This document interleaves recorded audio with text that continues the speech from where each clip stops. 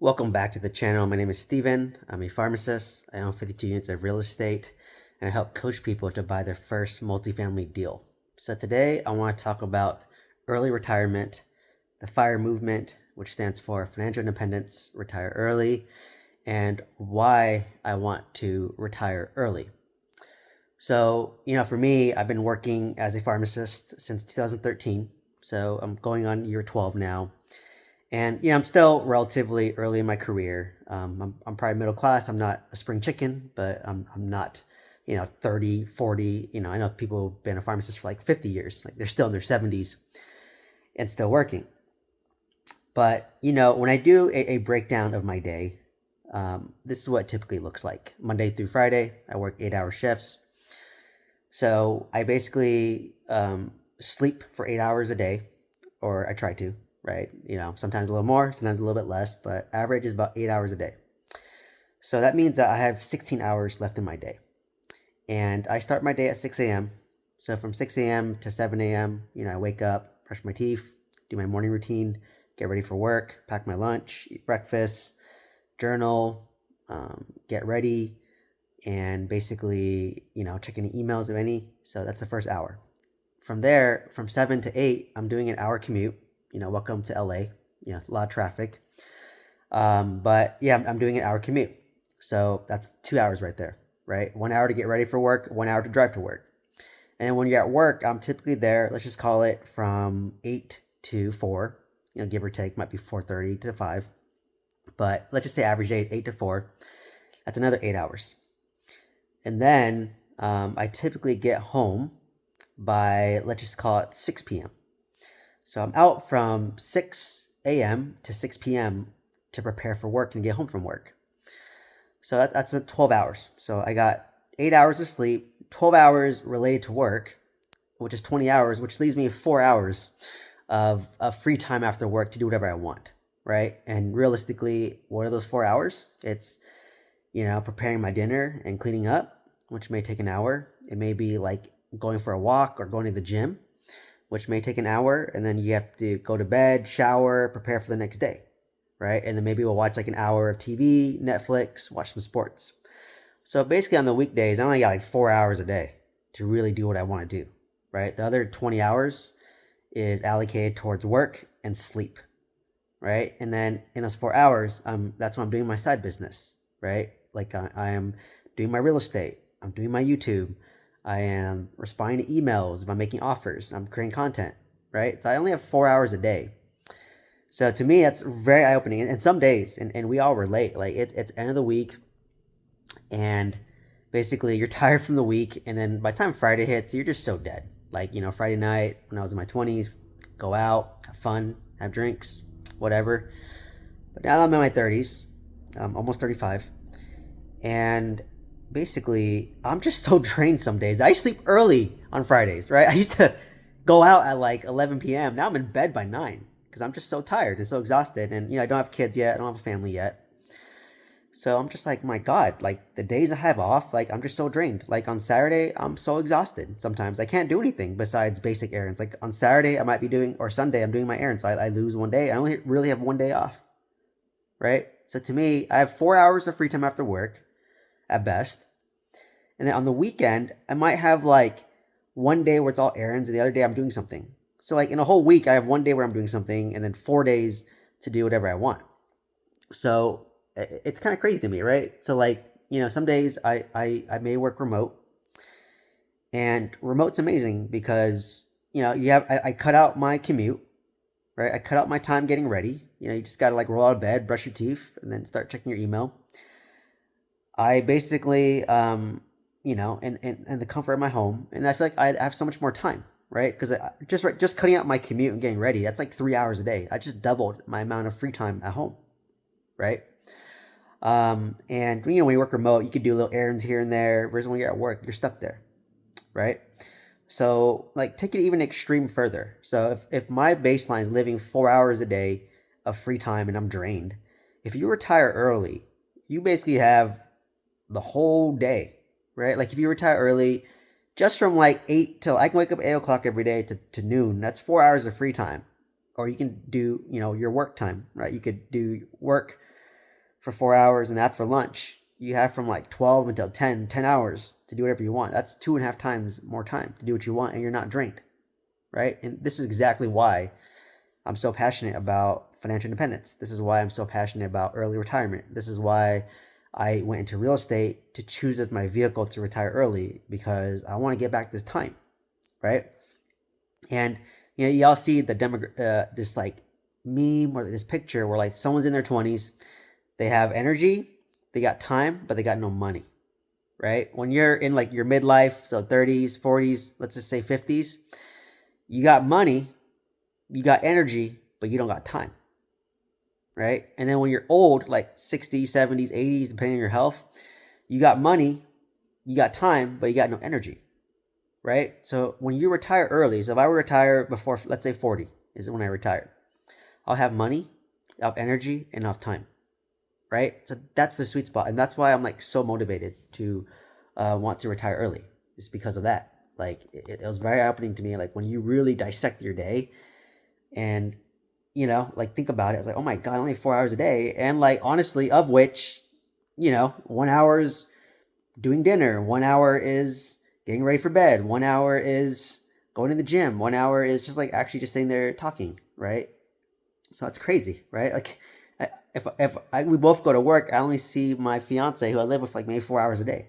So if I'm retired and we're both retired, then you can like double or triple that time you have, right? That's why I'm so passionate about it. And imagine that with your kids. If I have kids, I only have 4 hours a day to spend on my kids, right? But if I retire early, I can potentially spend 8 to 10 hours with my kids. Or maybe I want to spend 6 hours with my kid and do the other hours on my own stuff, right? So this is why I'm like so passionate about it. Like it hit me. And another thing that really hit me too was that in your total life, you spend a total of 19 years with your parents or your kids, right? And the first 18 years is when they live with you, right? Unless you're Asian American, I lived at home until I was 27. So, I got more years out of it. My parents got to see me more, for better or for worse, and I got to see them more, for better or for worse, right? And no regrets. It helped me save money. Got to spend more time with them. But the average American is about 19 years, because after that, you might see your parents once a quarter. So, if your parents are going to live 15 more years, and you see them 4 times a year, that's only 60 times you'll see them ever again, right? That's only 60 days. Or if you see them once a year and they live 15 more years, that's 50, you see them 15 more times. So you start to cherish those memories. But, if I retire early, I could be more involved in my kids after they're gone, right? And out of the nest. So, to me, that kind of hit me hard.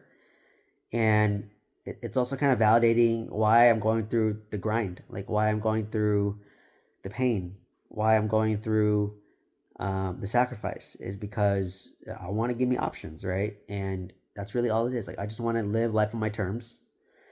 And I have a pretty clear cut path to retire early in about 5 years. Ideally, I'm at to sell a property to pay off this house. The mobile home park that I have a note on, hopefully that will get sold soon, and then I'll get my money to then use that to pay off my life insurance or to invest.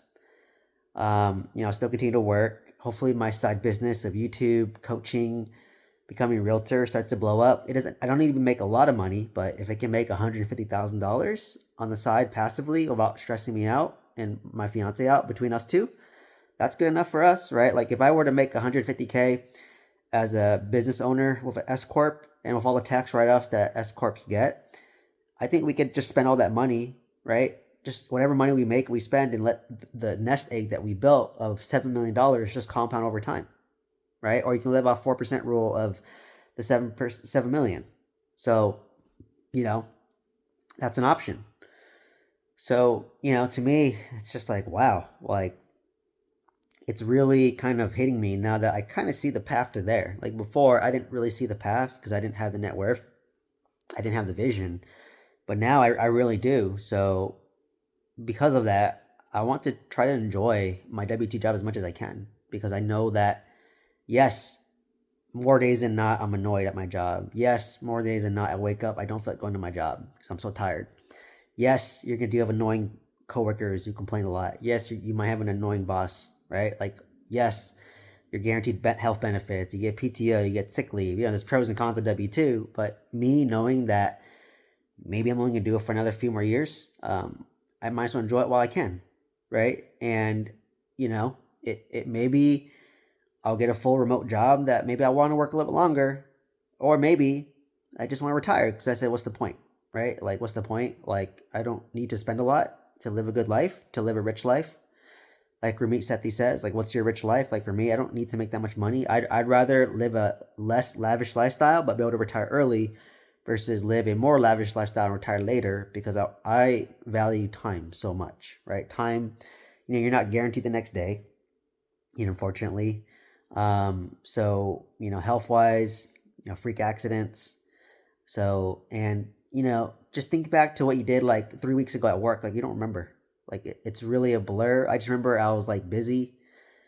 I was stressed, probably annoyed. Like, if you think about it, most people at W-2, and myself included, you're at best case, you're like neutral at your job. And then the best case is like on a scale of 1 to 5, you're like at a 3, which is like neutral, right? And then worst case, you're maybe at a 2 where you're just like slightly annoyed. So like the average is like a 2.5, right? At a 5.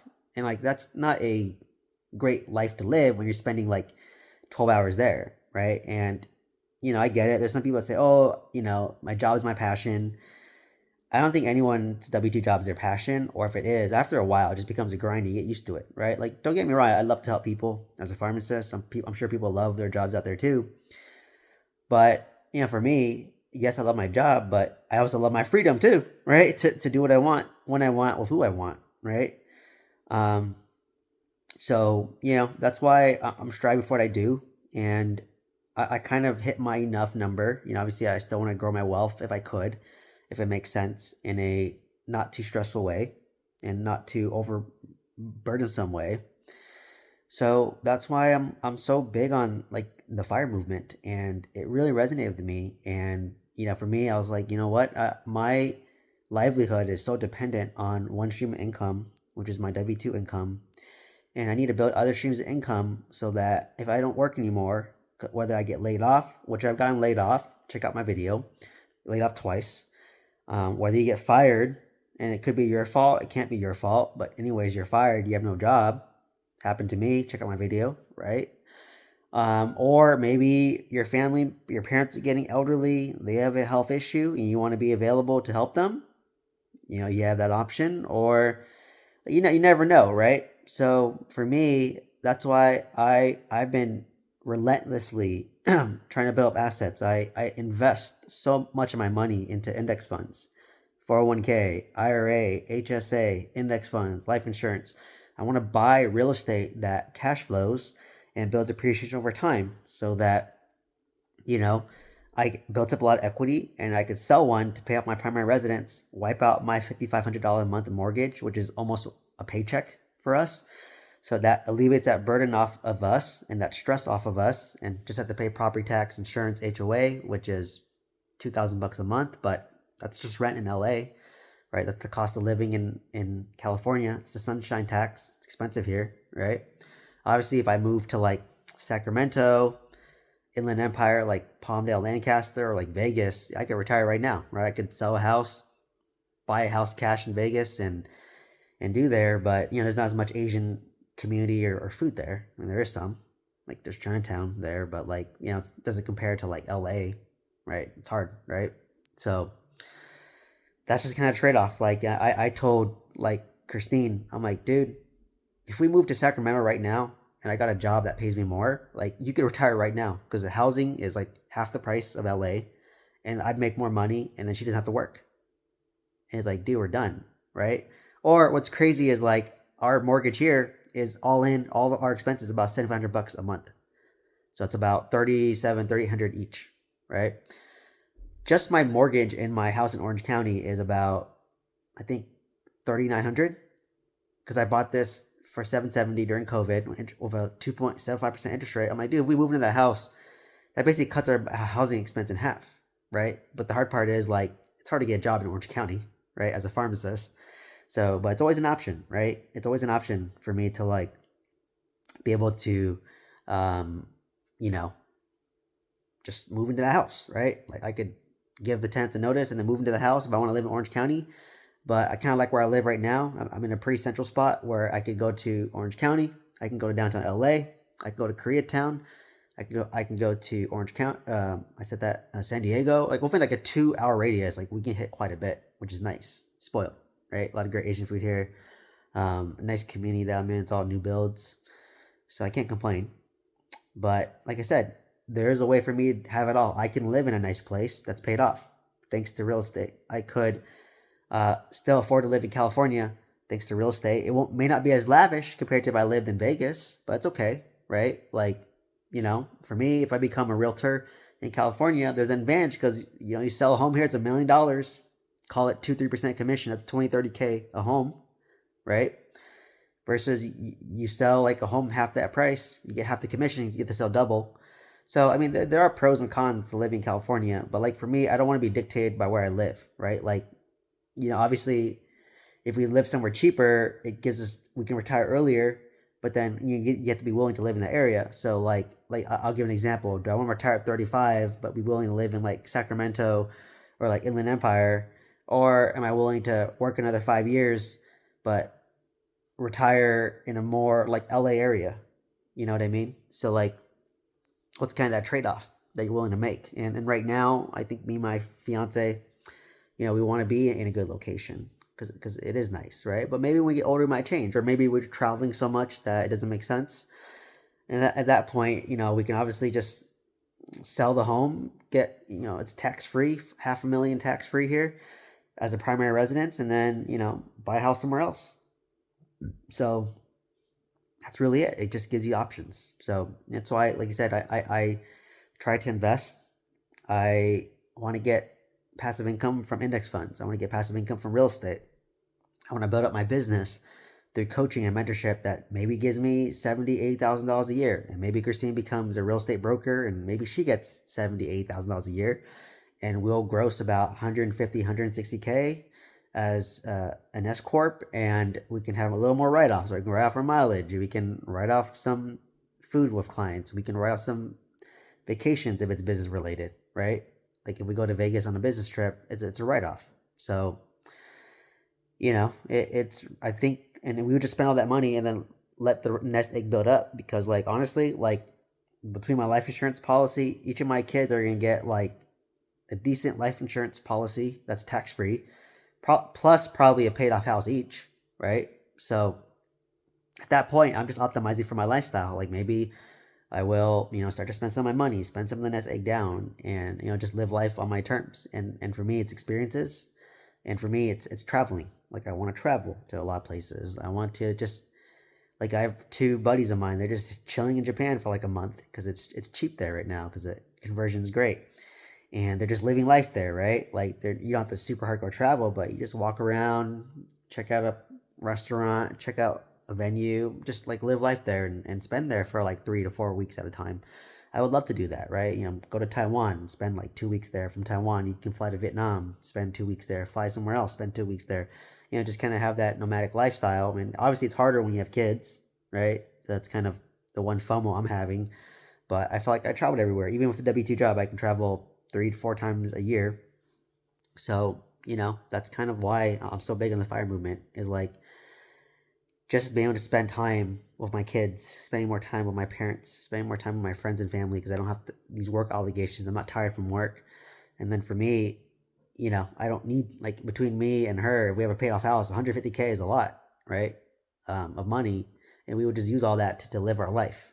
So, because obviously you still want to get income coming in outside of real estate and outside of all that. And over time, real estate compounds, right? Rent goes up over time, your debt payment goes down over time. Hopefully your expenses don't go up, but they do.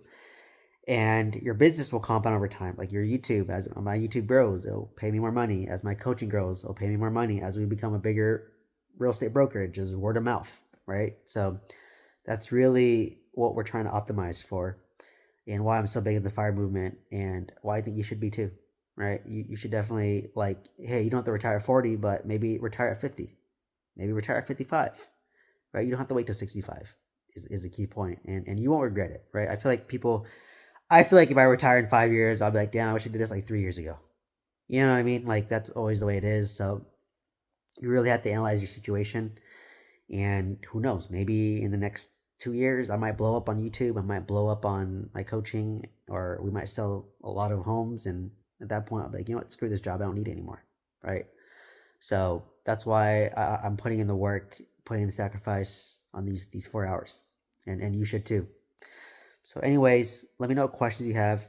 Just kind of want to share my thoughts about financial independence, early retirement, why I want to retire early, and doing that time study of my life and realizing, wow, a lot of time is you don't have much time, right? 4 hours a day, and those 4 hours you're just spent exhausted and zero energy. So I don't want to spend time with my future kids with zero energy. I want to be there and be present. So you know, if you want to learn how to buy multifamily real estate to retire yourself early, check out the mentorship program down below. I have one-on-one coaching as well. Otherwise, please like, comment, subscribe, and hope to see you in the next one.